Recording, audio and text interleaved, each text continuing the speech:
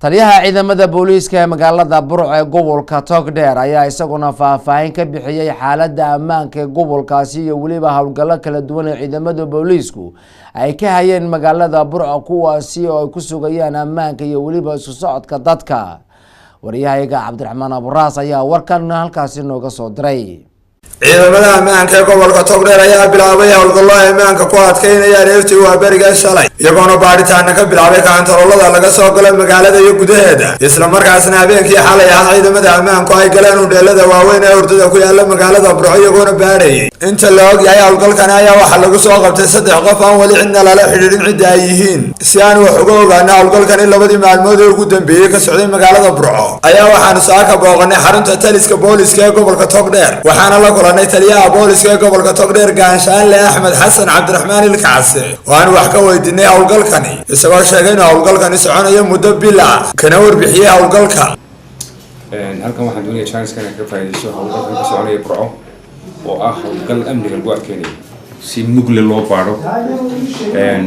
xalay waxaan ku jiray beelada la seexdo oon baarinay maanta shalay hawshaasna suuqa ay ka socotaa waxa la baariyaa gaadiidka waxa la baariyaa dadka waxaan baarinaa wixii la garan waayo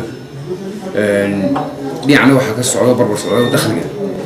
waxagii dakhli kordhintoodii hay'adii ku shaqada lahaa si trafficada kale hawshaasaan ayaan wadnaa waan ku hawlanahay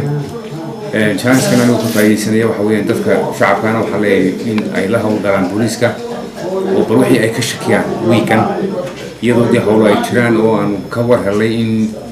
qoliyo dee lid ku ah ama cadow ku ah dowladaha jaarka ah inay ka gudbeen xuduudaheena kaantaroolada waa muhiim kuwaan adkeynana waa iyadoo waddooyinka faraha badan lee magaalada soo gala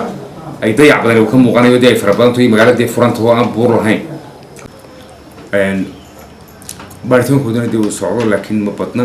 waa 3 qof baan filayaa geesta kale maraan wax ka weydiinay muran ka dhashay deegaanka Gandahar oo guryo laga dhisi lahaa amar ku bixiyay in la joojiyo dhismaha guryahaasi Gaanshaanle Axmed Xasan Cabdiraxmaan Ilkacse ayaa waxa uu sheegay inuu joojiyay sababa ammaan awadeed kamil nabadgelyo darra ay ka timaadey dadku ay buuqaan ama cabadka iyo cadaaladda ka timaado halkan dee la 500 dumar ay yimid oo buuqaya oo diyaal iyo dad waran wata waxay noqotay markaa in barsaabkina magaalada ka maqnaa inaan hakino si kastoo ay ahaato waa markii ugu horeysay hawlgal noocan laga fuliyo magaalada Burco intii xukuumadda talada waddanka ay la wareegtay xilka Cabdiraxmaan Aburaas Kalisan TV magaalada Burco.